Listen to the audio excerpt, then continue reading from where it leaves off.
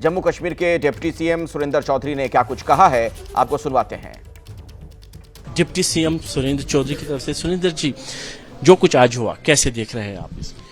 देखिए, जो आज भारतीय जनता पार्टी के लोगों ने किया है, वो जो लोग ये कहते हैं अपने मुंह से कि पार्टी विद द डिफरेंस, हम बड़े डिसिप्लिन पार्टी हैं, उन्होंने अपना डिसिप्लिन आज दिखा दिया कि हम कितने डिसिप्लिन हैं। जहाँ लीडर ऑफ द अपोजिशन वो खुद चेयर पे चढ़ जाए तो बाकियों से क्या तवक्को करोगे। ये बदकिस्मती है जम्मू कश्मीर के इतिहास की कि वहाँ पे जो बदतमीजी हुई, क्योंकि जो रेजोल्यूशन हमने लाया वो लोगों के हित का रेजोल्यूशन है। वो रेजोल्यूशन जो जम्मू कश्मीर के आम लोगों की डिमांड है, ये वो रेजोल्यूशन है जो दूर दराज पहाड़ों पर बसने वाले लोग हैं उनके लिए रेजोल्यूशन था। हमने रेजोल्यूशन किसी व्यापारी के लिए नहीं लाया, हमने रेजोल्यूशन किसी अमीर आदमी के लिए लाया, क्योंकि ये जो रेजोल्यूशन था इस स्पेशल स्टेटस के साथ, स्टेटहुड के साथ हमारे बेरोजगार बच्चों का रोजगार जुड़ा हुआ है। 370 का इसमें जिक्र कहीं नहीं है, ये तो स्पेशल स्टेटस मांग रहे हैं। हमने जो कहा है, जिन लोगों को हमने कमिटमेंट की है वो लोग समझ रहे हैं हमने क्या कहा है। दिल्ली वालों को भी पता हमने क्या कहा है। जिसको जिसको समझाना था उनके लिए ठीक है। अब जो कोई होई मंद बुद्धि ना समझ सके, हम क्या कर सकते हैं। अब किसी के दिमाग में हमने तो डालना नहीं है, लेकिन जो हमने लिखा है, अगर हमने कुछ नहीं लिखा फिर ये तड़फ क्यों रहे हैं। जम्मू कश्मीर को अगर किसी ने धोखा दिया है, और खासकर जम्मू को किसी ने धोखा दिया है, तो ये जो लोग ये अंदर उछल कूद कर रहे थे बीजेपी, इन्होंने दिया है। जम्मू कश्मीर विधानसभा में नेता प्रतिपक्ष हैं सुनील शर्मा। उन्होंने जम्मू कश्मीर सरकार पर निशाना साधा। सुनील शर्मा ने क्या कुछ कहा वो भी आपको सुनवाते हैं। सुनील शर्मा नेता प्रतिपक्ष हैं जम्मू कश्मीर में। हमारे साथ यहाँ पे नेता प्रतिपक्ष और बीजेपी नेता सुनील शर्मा जी। सुनील जी, जो कुछ हो रहा है अच्छा नहीं हो रहा है, ऐसा क्यों? कहाँ अच्छा हो रहा है, यही तो हम पूछ रहे हैं सरकार से।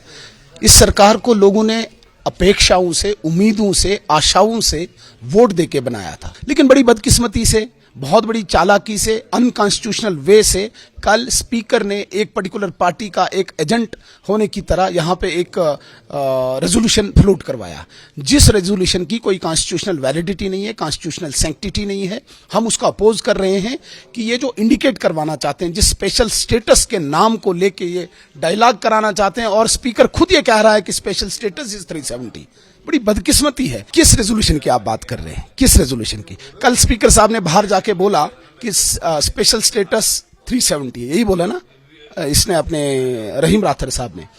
मुझे आप बताइए, स्पीकर साहब जो इस कुर्सी पे बैठे हैं, जिनको ये नहीं पता कि पार्लियामेंट इस असेंबली से सुप्रीम है, मैं उनको चुनौती देता हूं। आर्टिकल 246 ये कहता है कि पार्लियामेंट के फ्लोर पे जो किसी भी स्टेट को, सेंटर स्टेट रिलेशन को लेके जो भी डिसीजन पारित हुआ हो, उसे कोई चैलेंज नहीं कर सकता है।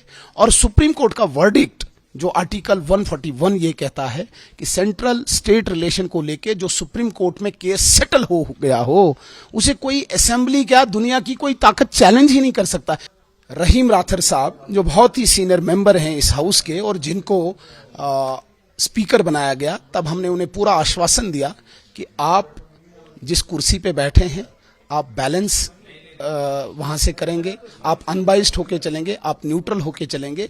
लेकिन जिस तरीके से उन्होंने इस हाउस की सालमियत को, इस हाउस की मर्यादा को तार तार किया है, भंग किया है, मुझे बहुत शर्म आ रही है। एक मछली मार्केट उनकी वजह से बन चुका है आज।